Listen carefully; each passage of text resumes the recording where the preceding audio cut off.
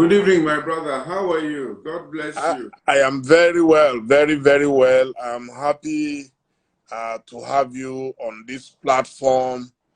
I know you've always believed in leadership, and the idea for this platform is to promote leadership, to encourage our young ones. A lot of people have given up on life. They don't know what it is to have faith in God, to have faith in your abilities. And I just wanted you to come and tell us briefly about your trajectory, how you started, what life was in the past, and what it is now. If you could kindly introduce yourself, especially to my young followers, I would appreciate that.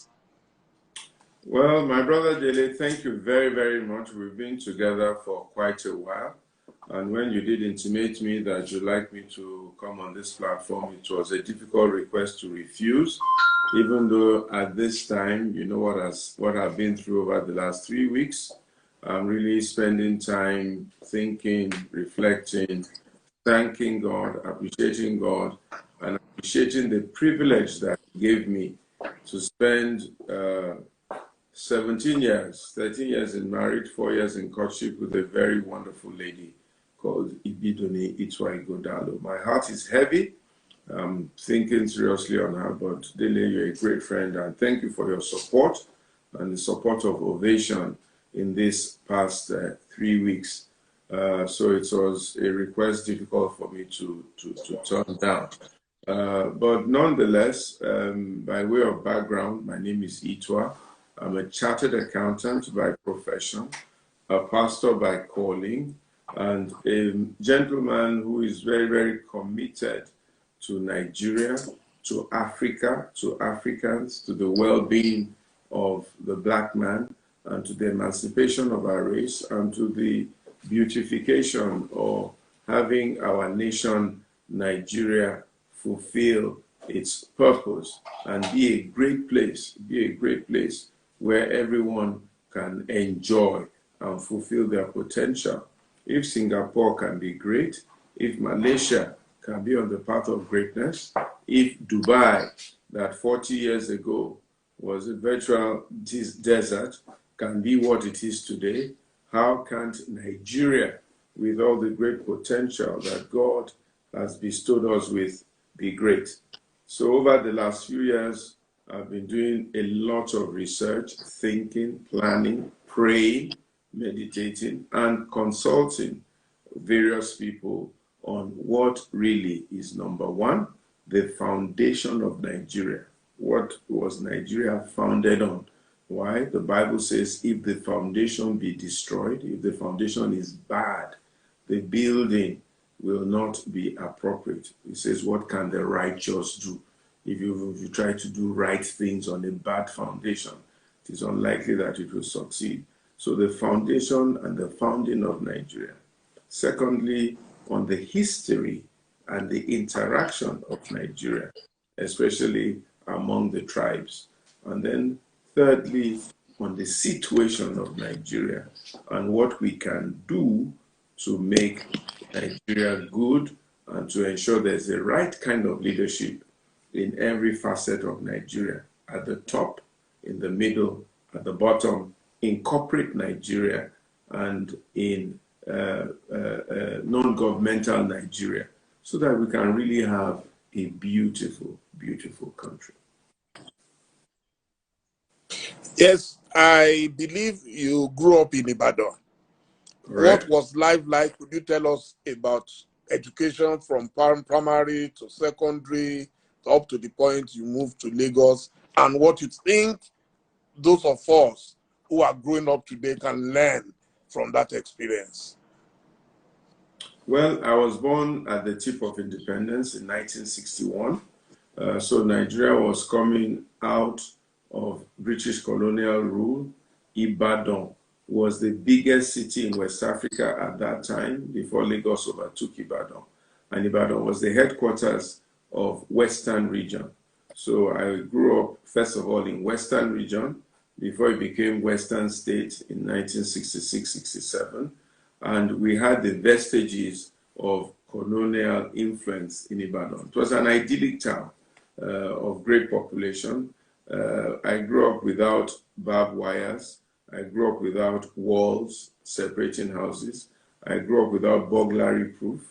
I grew up on what they call the rotary phone, and I grew up on the black and white television, where everywhere was peaceful. There was no traffic. Electricity was constant. 1 naira, it was pounds in those days. 1 Nigerian pound was equal to 2 British pounds at that time, before the decimalization. We grew up with people driving right-hand driven cars, and therefore you drove on the left side of the road. So it was in our very presence that Gowon changed us to left-hand driven cars and the campaign at that time. It was in our presence that Gowon decimalized our currency, and the naira, apparently the name given by Chief Awolowo, which was equal to 10 shillings at that time, was what we took over with. And that naira was the equivalent of about 1 British pound, or 95 or 98 pence at the time.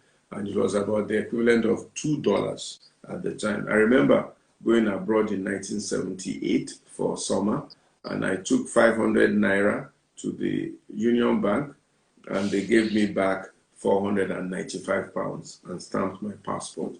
300 naira bought me a ticket to London, return ticket on Nigerian Airways. So with 800 naira, I had a very, very good summer holiday. Spent 4 weeks in London, brought back 2 or 3 suitcases, and had begun my next school term. I didn't have to queue in British Embassy to get a visa. I walked to the British Consul's office in Dugbe, in Ibadan. I was about 16 or 17 years old. I simply told him I wanted to go to London. I showed him an airway letter of invitation from my in-law. We had this airway, blue air. I'm sure you know, Dele, you probably, whatever they call it, light letters that came quicker than the ones in envelopes. The telegram. Not telegram. Airmail. They used to call it airmail. It was blue. You wrote on it, and then you stuck it together, and then you put it in the post. It was a very light letter. Instead of using an envelope, you wrote on that. It was blue thing. And I showed him that, and told him I was going to London for vacation. He didn't ask me who my father was, who my mother was, what they did, or anything. He says, okay, no problem. He said, come back in 2 days for your visa. And I got my visa for 2 months to go to London for vacation. And I came back from my vacation. And the next year I went to London for UK for school. It was very simple, very easy, very predictable life. There were lots of industries being established. Education was free. Okay, you had the model schools, ICC, and so on and so forth, established by Awolowo since the 50s. Everybody who wanted to go to school was allowed to go to school. Some schools ended in modern 3, and then you took some technical education. Others, you went on to University of Ife, where you went to University of Ibadan, which was one of the best universities in Africa, possibly in the Commonwealth. UCH was the 4th best hospital in the Commonwealth. You had Indians coming to Nigeria to learn medicine and to practice and so on and so forth. Everything was orderly. Kingsway stores, Leventi stores, Father Christmas Grotto. You bought anything you wanted on the streets of Nigeria. And Nigeria could feed itself. Even the oil wasn't there at the time. We grew up on cocoa, palm kernel, cotton, groundnuts, and palm oil. Those were the cash crops that we studied in school, and so on and so forth. So we had a beautiful country that was going on a certain trajectory. You had development plans, 4-year development plan, 5-year development plan, 10-year development plan. My mother was permanent secretary, economic planning, then permanent secretary, information, then permanent secretary, home affairs. She was a top woman, permanent secretary at that time, the first lady, permanent secretary. And that's the way we grew. You know, everybody respected the rule of law. There was minimal corruption at the time. Judges were feared, lecturers were respected, teachers were admired, and civil servants were on top. at that time. But it's a little bit disheartening for me to see the Nigeria that we're in at this time. There was no armed robbery. I said we didn't have burglary proof. You know, low hedges, round houses in GRA. There was no need for all those things. If you caught a thief, he probably stole a few tomatoes or a goat in the market, and people would promptly round him up and deal with him. Or they ask you what's his father's name and take him back to his father's compound. There was peace in Nigeria until the Civil War started. Okay, and even during the Civil War, we still were able to maintain a decent economy on the federal side. Our Easterners, they had a lot of problems and challenges. But on the federal side, the economy was decent. We didn't borrow a penny to do that Civil War. Awolowo was Minister of Finance. And we came out of there and started building Volkswagen, Mercedes-Benz, and Aramco, built Peugeot in Kaduna, started building the refineries and things like that. And Gawan said in that time that Nigeria's problem was not money. It was what to do with it. So this was the Nigeria we grew in at the time, and those were fantastic days. The only drawback was that the telecommunications was a bit poor. But if you had a phone, you could get your lines if you were patient enough to wait for the operator. Nigeria, we had a lot of promise. A lot of people looked at us and called us the giant of Africa and thought that within a few years we'll be almost first world. That was the promise that Nigeria gave the world, and that's what we were all looking forward to. At what stage did you move to Lagos? Well, I went to King's College in 1973, January. So that was my first move to Lagos. I was in the boarding house from 1973, January to 1977. Then I went back to Ibadan for my A-levels, 1977 to 1979. And then I Where in Ibadan? In ISI, International School. ISI, okay. Which was also a big American-style school, very, very international and cosmopolitan in outlook. That was the family tradition. My sister did the same, Queen's College ISI. My brother, Aswe, did the same, King's College ISI. And I followed that tradition. They both went, Tolu and Aswe went to UI, but I decided to go to England for my university education. And I went to the University of Hull. So that's the time I now left home.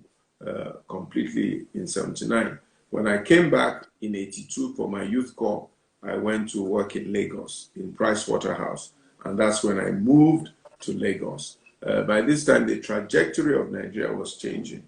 Lagos had become the center of economic activity, and as at that time was the capital of the Federal Republic of Nigeria. Ibadan had receded. By this time, it was now Western states getting into Oyo states, okay? Around that time was when it now became Oyo, Ondo, and Ogun states. And Lagos had been carved out, and Ibadan was being generally getting smaller and smaller in terms of activity and influence. Places like Akure were beginning to be built up because of these states, and so on and so forth. And this was how, and Abeokuta, of course, capital of Ogun State at that time. When the throes of the Second Republic, when I came back, Shehu Shagari was president of Nigeria at that time, before the 1984 coup that brought Buhari into power for the first time. Okay, and thereafter Babangida took over in August 1985, I think it was. And up until that 1985, although around 1982-83, people have started complaining that the politicians had become too corrupt, they had spent too much money, they had wasted our resource, they had started affecting our economy, which was the excuse that Babangida and co gave for taking over power from Shagari and so on and so forth. In retrospect, I don't agree with that excuse. I think they should have allowed our politics to evolve, and I'm sure that the corruption that they did was nowhere near what happened subsequently. But this was now the beginning of, I think, the downward spiral of the Nigerian economy, which eventually led to the devaluation of the naira for the first time. And from then, the naira has not recovered from subsequent devaluations. I think where Nigeria lost the plot was in the discovery of oil after the war. And the oil revenues were so humongous that we began to abandon our traditional agricultural products. You know, we began to abandon cocoa, we abandoned coffee, we abandoned cashew, we abandoned palm kernel, we abandoned all sorts of things. And that's when we began to have this issue of resource sharing of national cake and so on and so forth. I think if the military had left us back in our regional settings and each region was allowed to develop with its own resource at its own pace with a small central government, I think Nigeria would have prospered a lot better. Fantastic. Now, the issue of unity is one that really concerns me. When you were in school, I heard you were classmates with the former Emir of Kano. What was unity like then? Was there this type of discrimination, north-south divide at that time? King's College, the school that the Emir and myself went, was a fantastic school established by the British in 1909 to build leaders, people they wanted to go into the civil service, people they wanted to go into military, people they wanted to be leaders of Nigeria, after the fashion of Eton. Eton is a public school in Britain, and it has produced about 20 or so, between 8 and 20 prime ministers in Britain. So King's College was actually, the school in Eton is called King's College upon Eton. So they formed King's College in that caliber. That was the school that Aida went to, Asiodu went to, Odumegwu Ojukwu went to, the Ademiluis went to, the Akpatas went to, quite a lot of them.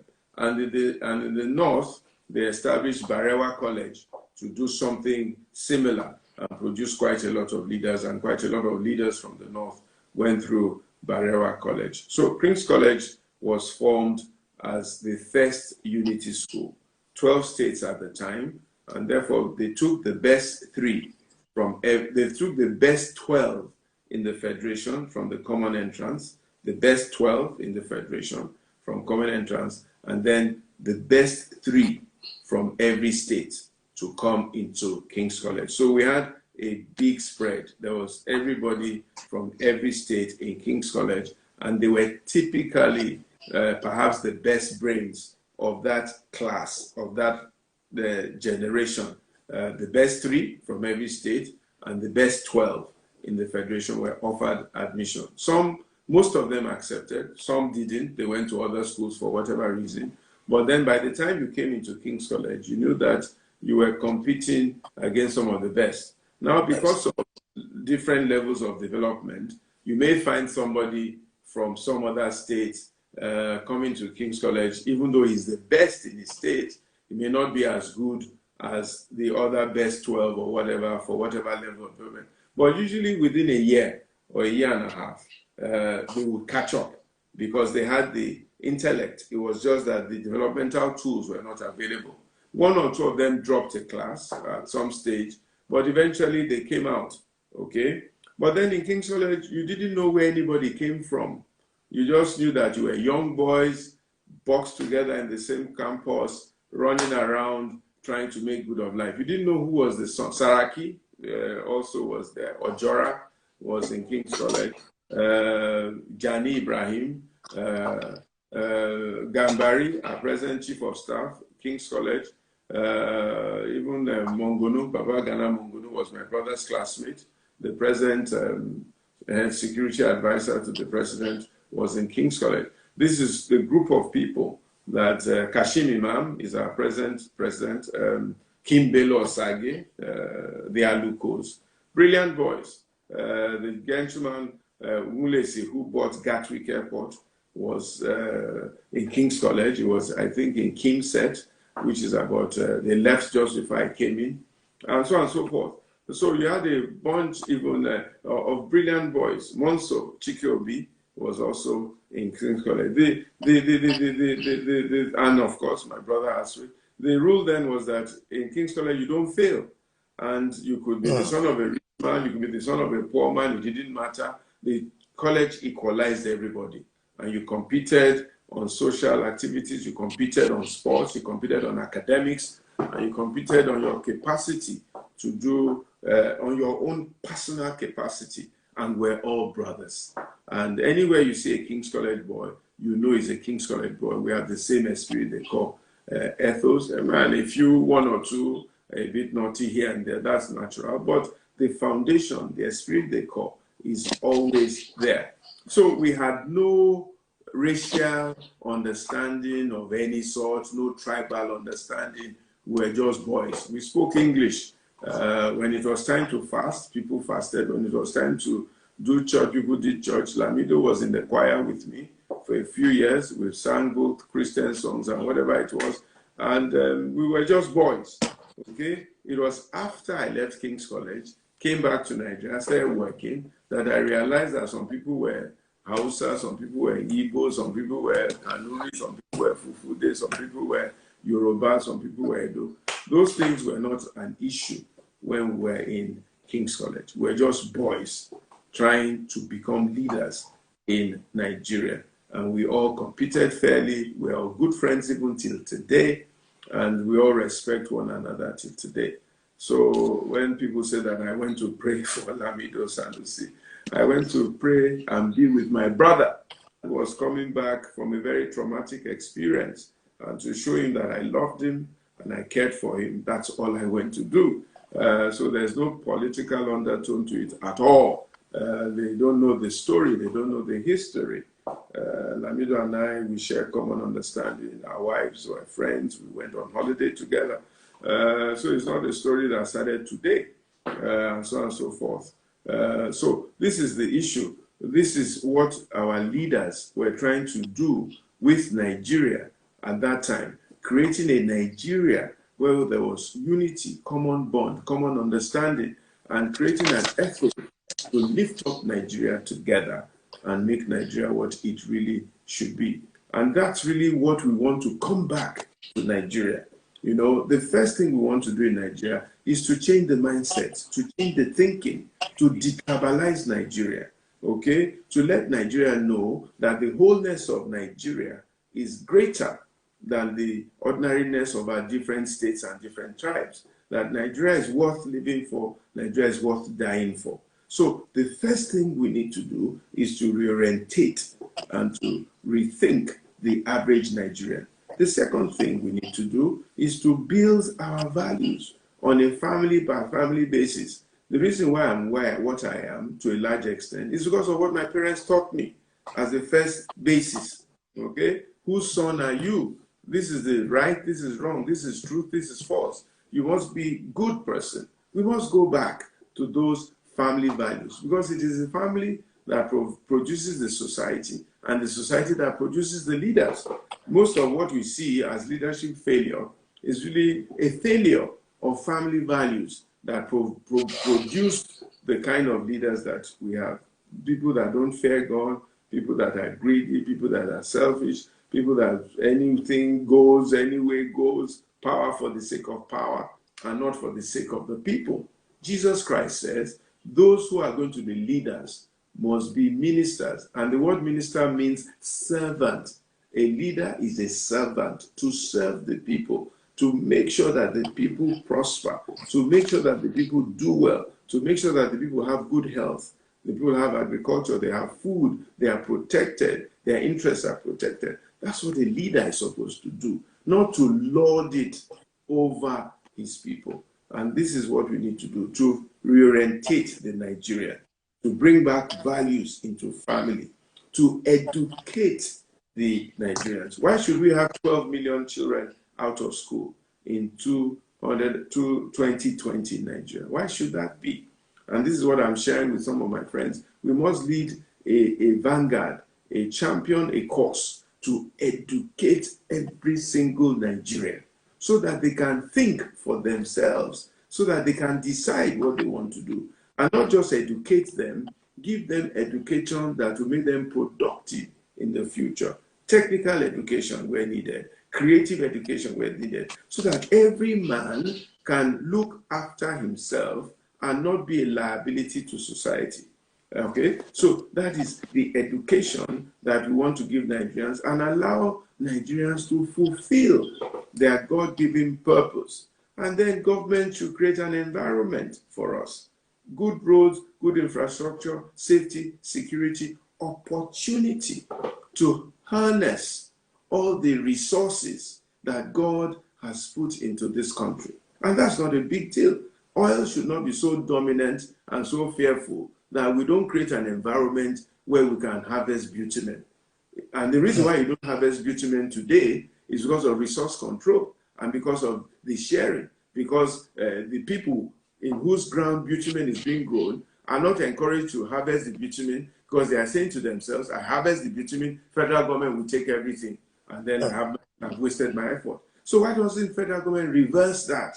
Okay, the bitumen, the oil is yours. Okay, harvest it, produce it, give federal government a share of it to run the federal government, give states and local government a share of it, but encourage all our minerals and all our assets, all our resources, all our gold, all our timber to come out of the ground like we used to do when we were in regions.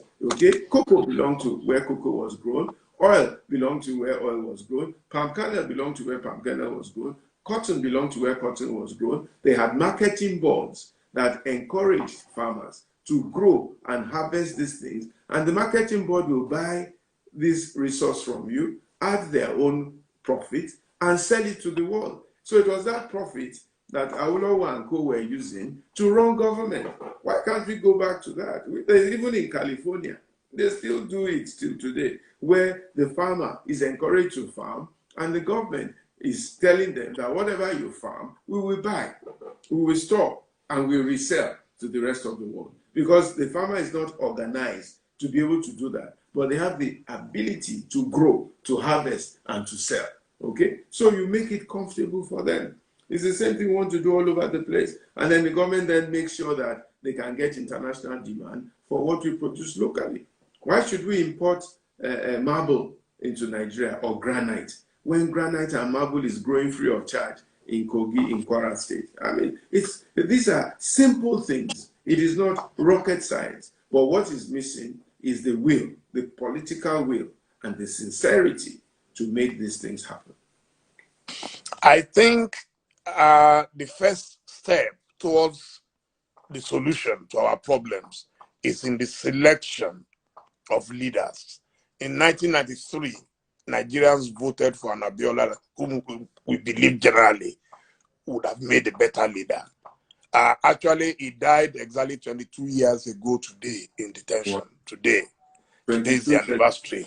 22 years ago. Abiola family, a lot of them are my friends. I know. I appreciate them for the sacrifice that their father made for this nation. Yeah. And to you too, Dele, I know you are very, very close to him. Thank you very much. So may so continue to rest in peace. So for you, how do we deal with this problem of election and selection? You are partly Edo, you are partly Ondo State. Currently, yesterday, a governor, I don't want to mention names now, said openly on television that they are going to cage Wike, who is leading PDP, to Edo, and that by the time election is over, he will not even know what happened. How do you then deal when people cannot select their leaders voluntarily? How do you solve that problem? I think a lot of us who call ourselves elites or who are a little bit better informed should first of all stop sitting on the fence. A lot of elites or people who are informed, educated, of a good background, pedigree, sit on the fence and say, well, it doesn't concern me. Let me just sort myself out, my wife, my children, send my children to school in England. Now, pandemic has shown us that that may no longer be an option if you're not careful, okay? And therefore, we don't want to, we're okay. The politicians can do whatever they want and so on and so forth. It is not acceptable. It is unfair to ourselves, and it's unfair to Nigeria. Any country is led by the people who can see. Jesus said, when the blind lead the blind, they'll make sure everybody falls into a ditch. So the first thing is to rally around the people who know better, and please appeal to them to stop sitting on the fence. They should get involved, and they should get involved sacrificially, because Nigeria is worth sacrificing for.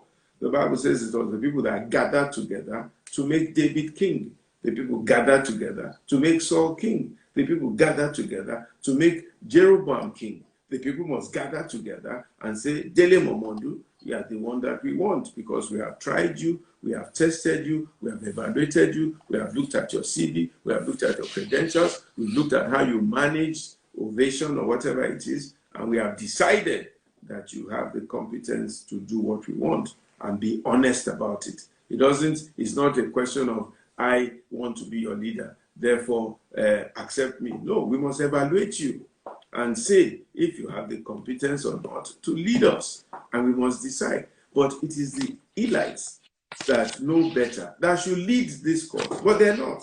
They are abrogating their responsibility, minding their businesses, and thinking that Nigeria will work itself out.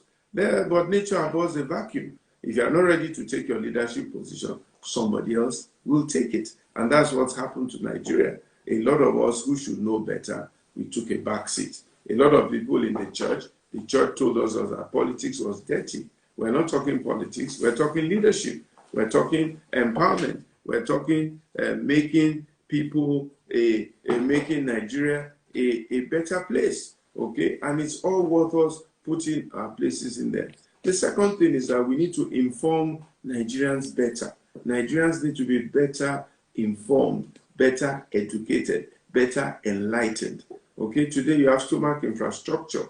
A man would rather take 1,000 naira from you today and vote for you, and doesn't care what happens to him for the next 4 years, thinking that 1,000 naira is what it is. That's like Esau selling away our birthright. We need to inform Nigerians that it's not a question of 1,000 naira. A road well built into the rural areas is much better than 1,001,000 nairas for you. Your road means you can go to your farm, harvest your farm, bring it to the market, and make much more than that 1,000 naira. But people will take 1,000 naira and sit in their huts and not be able to go to their farms. We need to reorientate them that there's right from wrong. There's better from, there's good from bad, there's better from best. So a few of us need to come together, agree together, and reorientate Nigerians. Then thirdly, we must have leadership criteria like they have in China. And this is what I posted a few months ago,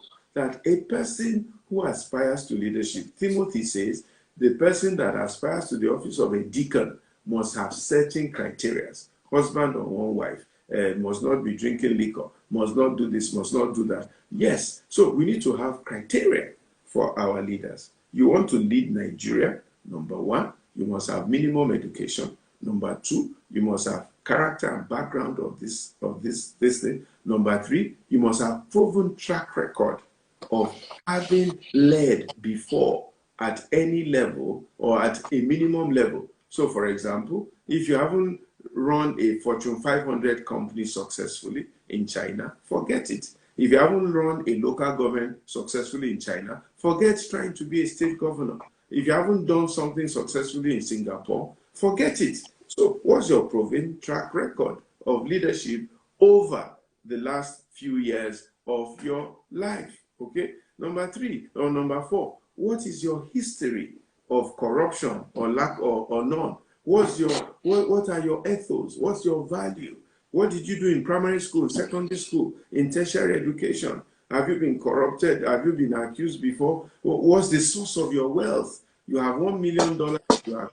Can you explain to us how money came about, what work you did, what taxes you paid? Let's pay lip service to this thing. Are you enlightened? Are you competent? Are you capable? Do you have good health? Okay, what is your vision for Nigeria? How do you see our country? What is your plan of doing it? Even, what is your what is your team? Who are you going to work with at this point in time? Unfortunately, you have to do state by state, this and that selection. Okay, if you want to do state by state, who have you selected from each state that you want to work with? What's your team going to look like? What's your plan? Now we elect leaders, they don't even have a manifesto. They don't even have a vision. They don't even have a track record of anything that we can do. They have all sorts of corruption issues hanging around them that, okay, they've not really been accused or charged, but we all know that a person who was a civil servant for most of his life suddenly tells us that he's a billionaire. How did that happen? Nobody's asking any questions. You were a civil servant. You were a career civil servant. You were not known to run business like Aliko Dangote. How come we now look at you as a very wealthy man? How did that happen? You need to explain to us. Did you inherit money from your father? Or did somebody give you a bonanza? Or did you win the pools? Where can we have people who have unexplainable income? Okay? Well, every person must explain their income. And being rich or having a lot of money is not the right to leadership. A lot of people who are real leaders may not have that kind of money just to throw around for this and that and so on. Well, how many people have you helped in your life? How many people have you spoken to here and there? So we need to have this criteria. Anybody cannot just wake up from anywhere and just say, I want to be president, I want to be governor. It's not possible. You must show us what you have done before and tell us what you intend to do and tell us what kind of person you are before we vote. And we need to educate Nigerians that they need to ask these questions. They need to ask these questions before they just take on anybody and say, okay, vote for him because he gave you 1,000 naira yesterday. Who is he? Where is he? Where does he come from? Where did he get the 1,000 naira to give you from? He must tell us. And then we then know that we are selecting the right person. So we must have a leadership selection process, and we must ensure that come 2023, anybody who comes out must fit that criteria. So if 4 people come out, they fit the criteria, we are well assured that, well, by God's grace, one of them who emerges should be able to do a decent job. Not like my brother says, you have 2 people who have no real competence, and then you are forced to select between the 2. No, we must make sure that the selection process from get-go this time around is clean and clear. And we're not going to accept from any political party just anybody they like, just because the person has money to throw around. We should no longer accept it in Nigeria. And that's the first basis of educating people. It's not basis of money to throw around that we're going to accept you as a leader. It's basis of your history, of your performance, of your competence, of your values, and whether you've been corrupt or not, that we're going to decide that you are the person. Rwanda is doing very well because God blessed them with the Kagame, who is focused, who is disciplined, who is simple, who is not corrupt, who just wants to do the best for Rwanda. God blessed them with Nelson Mandela in South Africa, who was ready to suffer 27 years in prison just to come and led for 4 years and left. Okay? Nobody can point to his Swiss bank account, the house he lived and died in, both in Soweto and Johannesburg, where everybody can see it. Okay? Simple houses where a person lived in. This is what we must go back to in Nigeria. And that's what to say a rich man cannot aspire to leadership in Nigeria. By all means, if you've been successful in running your organization and companies, come and join us and lead Nigeria. But we must be able to explain the source of your wealth and the work that you did to generate that wealth. If we all agree as a country that this is the direction we're going, anybody can show up, provided he fits the direction. And I don't care what part of Nigeria they come from. I don't care. I really don't care. You can come from any part of Nigeria. Okay? But if we have this criteria, then the basis of national cake and balancing north and south, east and west will no longer be relevant. He's a Nigerian who wants to develop all of Nigeria and not just his local government or his town. Okay? Anybody who has that orientation is not fit to lead Nigeria. Anybody who is talking about sharing, because the basis of Nigeria now is the basis of sharing, not the basis of building and developing. So you want to build something, you must bring people. Why are you bringing them from all over Nigeria? So that they can share.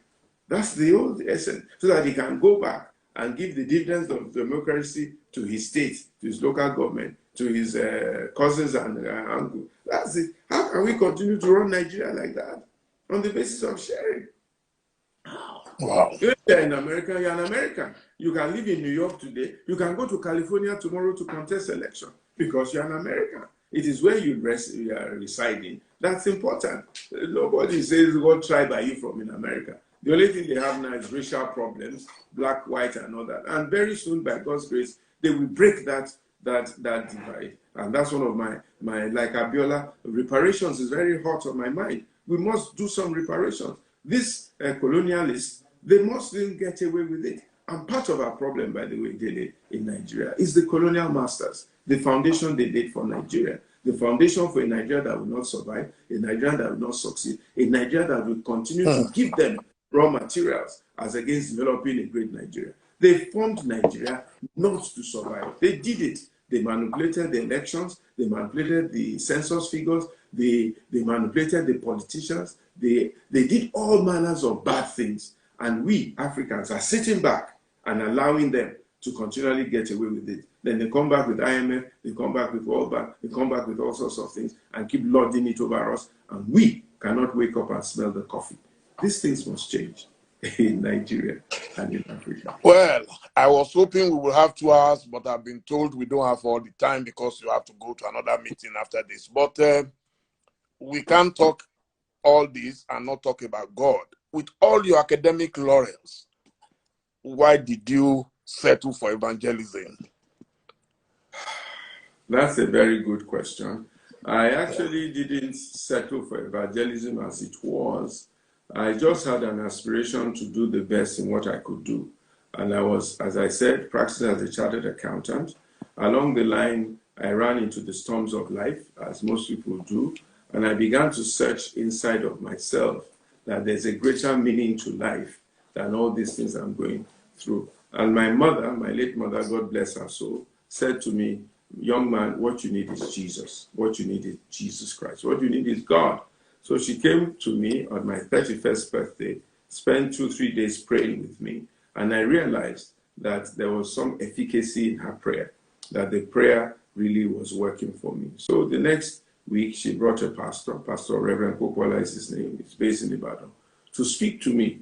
I asked him all the hard questions that I could, like Queen of Sheba asked Solomon. He gave me the answers. God put the answers in his mouth. He gave me the answers. And I gave my life to Christ. And I joined the Redeemed Christian Church of God, Freedom Hall Parish, that was being pastored by my friend Tony Rapu. At the time, I didn't realize it. If I had known, I may not have gone there, because I know what Tony and I did as young men in Nigeria. But Tony, by this time, became born again. And I went to that parish. Fadeke Adekwetu was the one who invited me, an old friend. We grew up in Ibadan together. And I found that I liked it. It was good. And I began to chase after God. I began to chase after God. I didn't plan to be a pastor. That wasn't my plan. I just planned to find God and to walk with God and to serve God and to allow God to use me so that I could fulfill my purpose.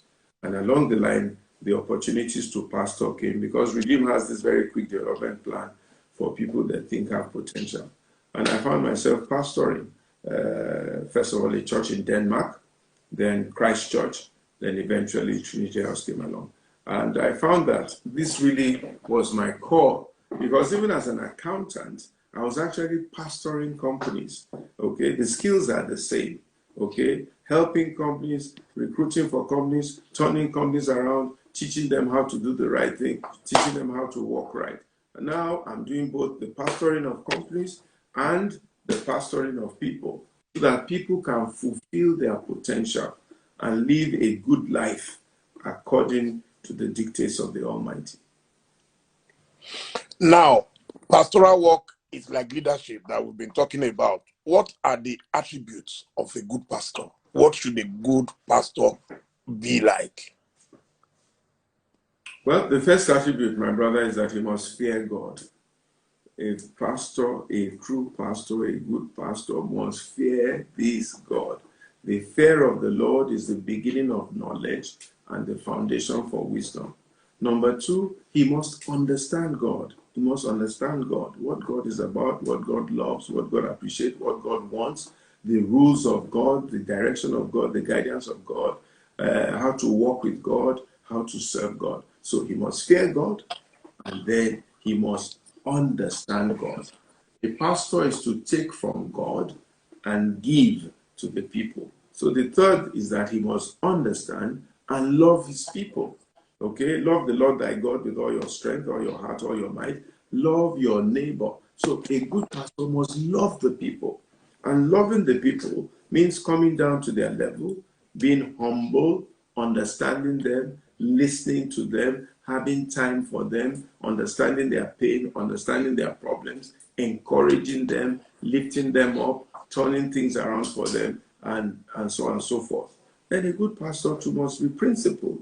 He must have the things that he has been directed to do by God and be ready to do them. Doesn't mean that he will not make mistakes, except if he's not human, but he must be ready to admit his mistakes. He must be ready to tell people that it is God that is doing all these things and not myself.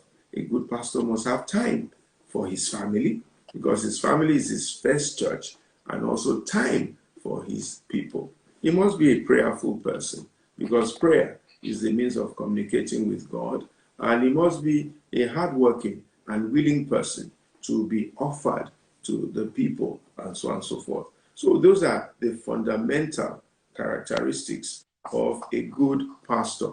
Then if God gives him the gift of being able to speak and preach well, yeah, that's an additional gift, okay? But a good pastor must be a good teacher. There's a difference between preaching and teaching. You can sit before people, you may not be eloquent of tongue, but you can teach people structure, tense by tense, and so on and so forth. But then some people also have a gift of being able to motivate people through their preaching. That's an addition to being a good pastor. But a good evangelist must be able to preach very well and motivate people and tell people about God, and so on and so forth. So you could be a pastor, or you could be both a pastor and an evangelist, and so on and so forth. But a good pastor must be trustworthy, must be truthful, must be dependable, must be reliable, must be there for the people, and must lead by example. Well, there's been too much controversy over prosperity, emphasis on prosperity. How do we deal with this in the church today? Well, why that came about is because those were the needs and the yearnings of the people. The people have been so improvised over time by the society they found themselves in. So they needed a bastion of hope, a bastion of encouragement here and there. So the pastors themselves needed to be encouraged. So before they knew it, they moved into prosperity, gospel, and so on and so forth. There's nothing wrong with being wealthy, being rich, but there's a whole bunch wrong in thinking that wealth and riches is everything. So a good pastor too must preach a balanced message. Holiness, righteousness, the fear of God, simplicity, humility, and then the ability to fulfill purpose. You know, that's really more important than being wealthy. If you fulfill your purpose, everything you need, seek ye first the kingdom of God, everything you need will be added unto you. But what's more important than wealth or prosperity is peace of mind.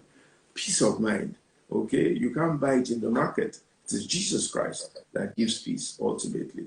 Peace of mind. If you have peace of mind, you have everything that you want in life, and God will help all of us. My brother, Okay, the final can you to get the off? final question. Could Yeah. you give us the strategy for developing a faith? What a lot of people who are sending me questions and asking is, how did you grow your faith to where it is today that makes you so strong and totally dependent on God? That they have not seen a pastor like you. I mean, what you've demonstrated in the last couple of weeks, that they have not seen it. How did you grow it? Is there a strategy to it that you can teach people? I wouldn't say that there's a strategy to it, but what has helped me is that I am totally sold out to God. I'm totally submitted to God. I am totally committed to God. And I try my best to listen to God and do as He has told me. And to a large extent, I have an understanding of what I think God is doing. And therefore, I rest in Him and I depend on Him. And God has in return given me a lot of strength and a lot of encouragement. And He has directed my path and told me this is what I should do. And I have followed Him as best as I can. You know, it's not about me. It's about a universe greater than me, and fulfilling what the Almighty wants me to fulfill. So all that I've been through in life, and I've been through quite a lot. This is not the platform to tell you what I've been through. Almost anything that life can throw at you in terms of adversity and pain, I have received. And somehow I have had to endure. I've had to cope. I've had to depend on God. And over time, He has brought me out. So that is where my strength is. Understanding God, reducing myself. It's not about me. It's about God and the people out there that God wants to work with. And that is how I've managed to rest in God and just say, God, I depend on you. Help me. And yes. You have shown us tremendous courage in the face of adversity. And I want to thank you for this opportunity to be the first person to speak to you, and may God be with you. We will, when you settle down properly, we will continue with the exploration of leadership issues in Nigeria. Thank you so much. I'll let you go and attend to your